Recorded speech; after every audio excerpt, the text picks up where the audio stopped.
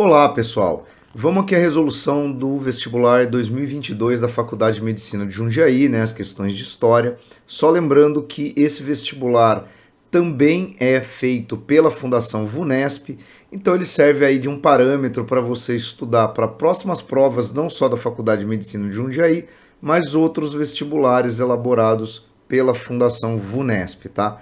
Então, vamos pegar aqui pelo caderno de provas, o link dele está aqui na descrição do vídeo. Vamos começar com a questão 31, que traz o seguinte texto. No século XII, os deveres do vassalo foram fixados pelo costume, antes de serem transformados em um sistema jurídico no final da Idade Média pelos feudistas, juristas da feudalidade. O vassalo, antes de entrar em posse do feudo, devia prestar o juramento de homenagem, seguindo a forma tradicional. De joelhos, mãos nas mãos do Senhor, ele se declarava o homem do Senhor e se engajava a lhe servir. Bom, e aí ele vai perguntar uma caracterização do sistema de vassalagem, né? Só lembrando, né, que o vassalo, ele não é um servo, ele não é um camponês, né? Ele é um homem da nobreza que se torna homem de armas de um senhor feudal, né? Então, o vassalo, ele é um senhor feudal que serve militarmente a outro, né? Então, vamos olhar as alternativas. Originou o exército das monarquias europeias no processo de formação dos governos absolutistas. Tá, só que o sistema aqui no século XII ainda é muito distante cronologicamente do que a gente pode caracterizar como uma monarquia absolutista, tá? De fato, os exércitos nacionais, a ideia da nobreza militarizada tem raízes no feudalismo? Tem, mas não é o caso aqui, não é o contexto, né? B. Associou o estamento servil à cavalaria medieval na defesa do continente europeu contra as invasões muçulmanas. Olha aqui o item B, associando a vassalagem aos servos, né? Servidão é uma relação entre camponeses e um senhor. Vassalagem é uma relação entre nobres e um senhor, que tanto pode ser um nobre como um membro do clero, né? C. Favoreceu a manutenção de um clima de paz entre os cavaleiros no período da crise econômica da economia senhorial. Não, porque a vassalagem, né, esse tipo de relação, é sintoma de uma sociedade em conflito, né? A necessidade de você ter aliados militares de proteção é uma indicação de que era uma sociedade que vivia em guerras, né? D. Permitiu a conciliação de uma estrutura política descentralizada com uma rede de defesa mútua entre os senhores. Sim, porque tem relação com a descentralização típica do feudalismo, né? E para ver que a E impediu a expansão das atividades burguesas da burguesia mercantil para além dos limites das cidades medievais. Também não, porque você vai ter essa relação de vassalagem existindo durante o feudalismo e no final da Idade Média, mas no final da Idade Média você já tem a transição para o capitalismo comercial. Então você não poderia fazer essa afirmação aqui da E, tá? Então, questão 31, primeira questão da prova de história, alternativa D. Dando continuidade aqui, nós vamos para a questão 32, que diz o seguinte: os membros de um domínio senhorial podiam ter carne todos os dias. A esposa de um próspero burguês podia usar açúcar da Sicília, não como medicamento, sua utilização normal, mas como substituto do mel para adoçar. Sim, o açúcar já foi algo que era prescrito como medicamento pelos boticários, né, antes de se popularizar, antes de existir em grande quantidade, né? De todos os produtos alimentares descobertos nas Américas, antes da introdução da batata mais tardia, o milho foi o de maior procura.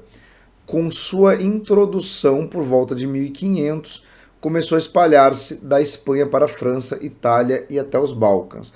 Sim, porque batata, milho, né, várias plantas são transportadas da América para a Europa, né, e se tornam cultiváveis lá. Então, aqui já é um texto que fala da época do Renascimento, né?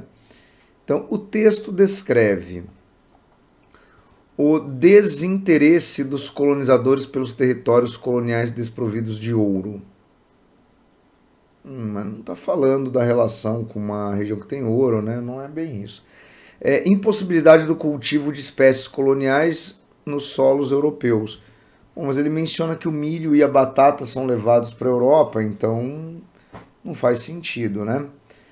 C. Estabelecimento de um sistema econômico de conexão intercontinental.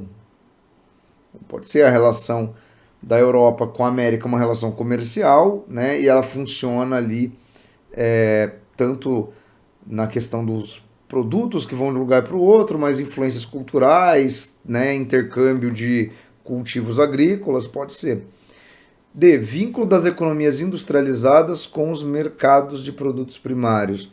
Bom, mas é um contexto que não há industrialização ainda na Europa.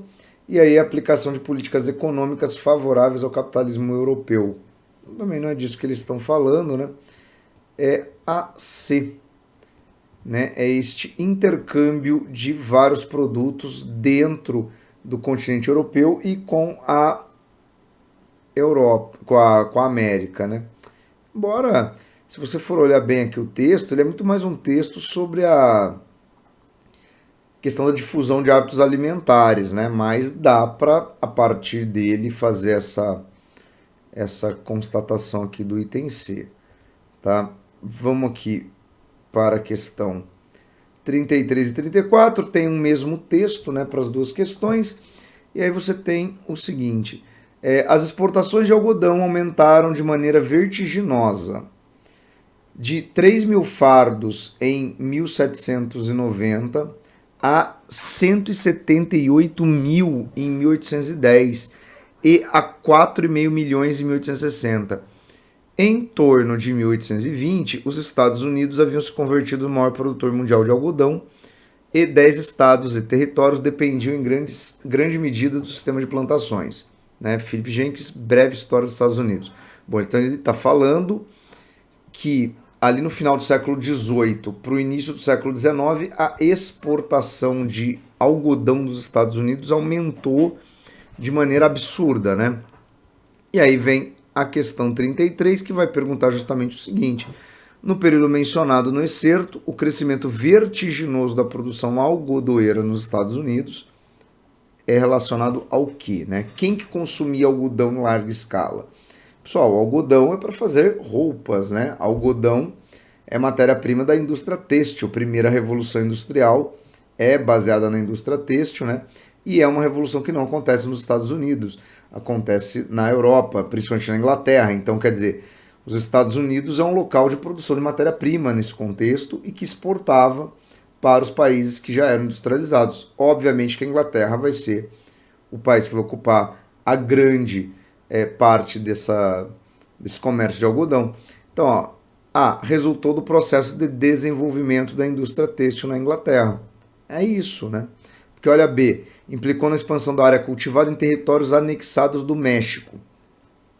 Mas ele não está falando isso. E, na verdade, se a gente for pensar no mapa dos Estados Unidos, faz mais sentido a produção de algodão nos estados da costa leste, pela proximidade com a Europa, né? E não da costa oeste, que é o território incorporado a partir de invasão, né, de territórios que eram mexicanos. C. Absorveu a mão de obra imigrante nos latifúndios, mas nessa época ele predominava o trabalho escravo, né? Provocou um aumento acentuado dos preços das mercadorias industriais. Não, houve até um barateamento, né, pelo aumento da produção. Forneceu a base econômica da integração política da nação. Não, porque inclusive vai ser um dos elementos da guerra de secessão, né? Então, aqui, alternativa A na 33. E na 34, ele vai falar do Brasil nesse contexto. Ó. No período histórico que se estende do final do século XVIII, a abolição da escravidão nos Estados Unidos, que só se dá em 1865, a economia brasileira de algodão. O texto não fala do Brasil, mas você tem que pensar o seguinte: bom, o Brasil é um país agroexportador e ele está afirmando que o Brasil tinha ali alguma relação com o comércio de algodão, né? A. Ampliava a produção nas conjunturas das crises político-militares dos Estados Unidos da América. Porque os Estados Unidos vai passar uma guerra civil nesse contexto, né? E, obviamente, durante a Guerra Civil, você vai ter uma queda da produção de algodão nos Estados Unidos, você vai ter uma crise, mas as indústrias inglesas continuavam demandando algodão. Solução: outros mercados de produção, né? O Brasil vai ser um deles, tá? Mas vamos ver as outras alternativas. Comercializava diretamente com os mercados compradores, independentemente do exclusivo metropolitano. Mas exclusivo metropolitano tem algo a ver com o pacto colonial. Brasil, Estados Unidos, os países da América Latina já eram independentes nessa época, né? Oferecia matéria-prima de melhor qualidade devido ao emprego de mão de obra livre e especializada. É só que em 1865 o Brasil ainda vivia também num regime escravocrata, né? Substituía metais preciosos no comércio regular com o centro das economias capitalistas mundiais. Não, o algodão não tem uma relação com a decadência da mineração, coisa do gênero. Transitava da economia de coleta de produto nativo para a organização racional das etapas produtivas. Só que o algodão é um produto cultivado, né? Ele não é uma planta nativa que era coletada, né? Algo de extrativismo. Então aqui é a alternativa A também, né? 33 e 34 na sequência das alternativas A. E aí a questão 35 vai falar o seguinte: a primeira Constituição Republicana, votada em 1891, então a primeira Constituição Republicana brasileira, né? Estabelecia o sistema de voto direto e universal, suprimindo-se o censo econômico. Esse novo sistema de votação implicou... Bom, aqui eu só vou chamar atenção para uma coisa, né? A palavra universal aqui é universal, mas é masculino, né? Não havia voto feminino nessa época. Mas, em tese, todos os homens poderiam votar. É óbvio que você tinha que ser alfabetizado. Esse dado também aqui é complicado, né? Vai ser vital para a resposta, mas é complicado. E suprimiu-se o voto censitário, né? Porque era o típico do império, você tinha que ter uma renda. Tá. Esse novo sistema de votação implicou uma extensão inédita do direito de voto devido à incorporação das comunidades rurais à política. Bom, mas no sistema censitário as comunidades rurais também poderiam participar desde que houvesse renda, né? Os senhores de terra votavam. Controle efetivo do poder político pelos cidadãos devido à organização de partidos populares. Mas não, porque aí você tem que lembrar que no início da República é o coronelismo, é a República Velha. Não existe representação popular na política, né? Divisão equilibrada dos poderes estatais devido à distribuição equitativa dos eleitores nas federações. Mas também não, porque se você for pensar até hoje, né? Os estados têm populações muito distintas, então assim... o peso eleitoral de cada região é diferente, né? D. Um aumento pouco expressivo no corpo eleitoral devido à exclusão dos analfabetos. É complicado, mas sim. Uma garantia contra as fraudes eleitorais devido à adoção do voto masculino secreto. Não, porque o voto não era secreto, inclusive. E é o período do voto de cabresto, né? Realmente você não aumenta muito o número de eleitores, porque... embora, óbvio, né, proporcionalmente tenha mais gente alfabetizada do que gente rica, aumenta. Mas aqui talvez alguém ache estranho pelo seguinte, mas com o passar dos anos houve um aumento relativo do eleitorado devido a essa alfabetização feita em algumas regiões do Brasil para produzir eleitores e promover o voto de cabresto, né? Mas realmente, se você for pegar dados da população brasileira na República Velha, o percentual de eleitores no total da população é muito baixo, tá? Então, aqui é a D e guarde, né? O maior elemento de exclusão eleitoral no Brasil até a Constituição de 88, né, até a Constituição da Nova República, é a questão da alfabetização. No Império era o voto censitário, mas no Brasil republicano é a questão do letramento, tá? Bom, aqui do outro lado da página temos as 36 e 37. E aí vamos lá. 36. Obuses de elevadores, cubos de arranha-céus e a sábia preguiça solar. A reza, o carnaval, a energia íntima, o sabiá, a hospitalidade um pouco sensual, amorosa, a saudade dos pajés e dos campos de aviação militar.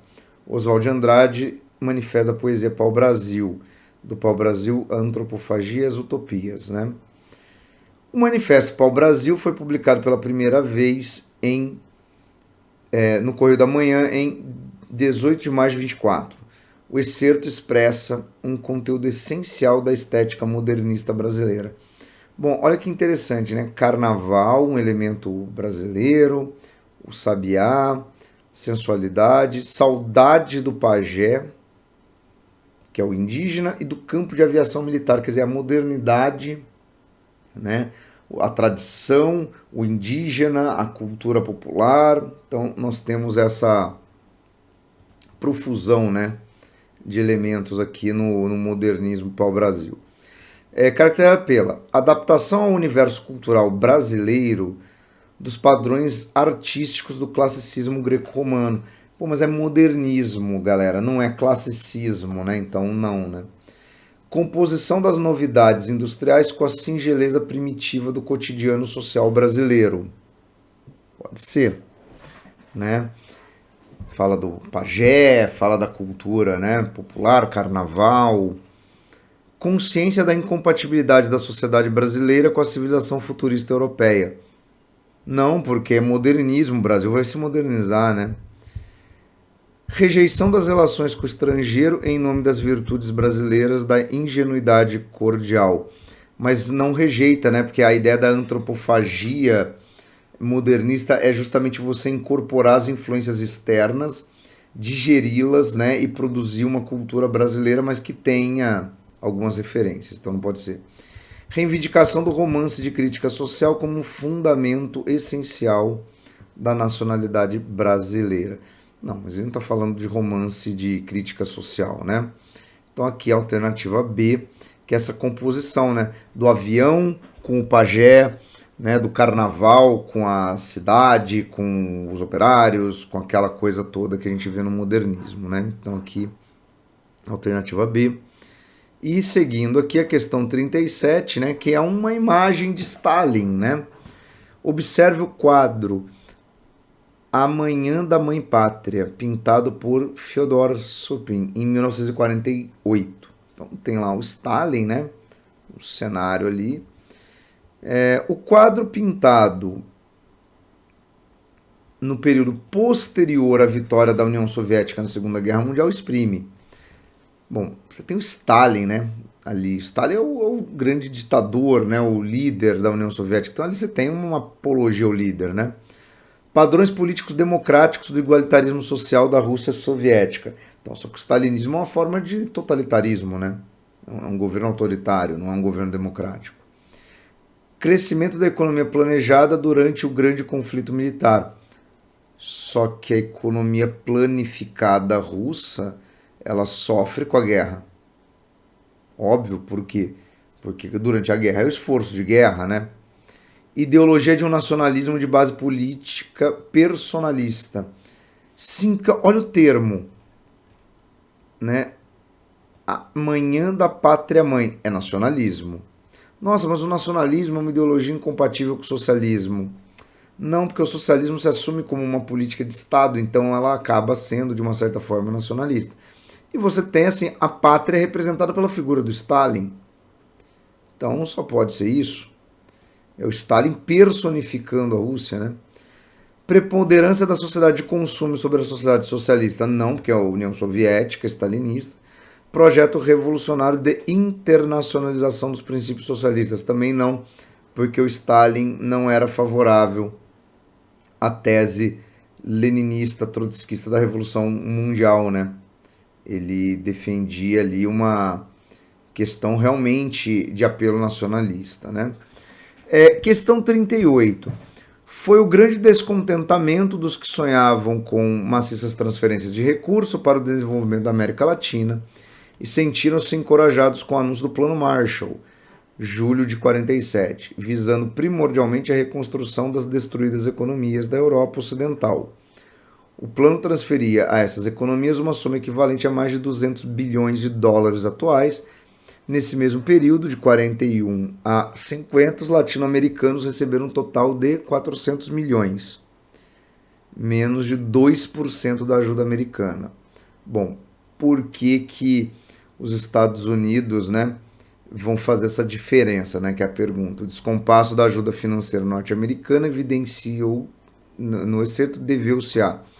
Bom, tem que reconstruir a Europa no pós-guerra, né, havia um interesse americano ali, e a América Latina, vamos lá. A América Latina não foi destruída pela guerra, né, mas vamos ver se é isso. Oposição de países da América Latina à política externa dos Estados Unidos. Não, os países da América Latina, no contexto do pós-Segunda Guerra Mundial, são todos alinhados de alguma forma aos Estados Unidos, né?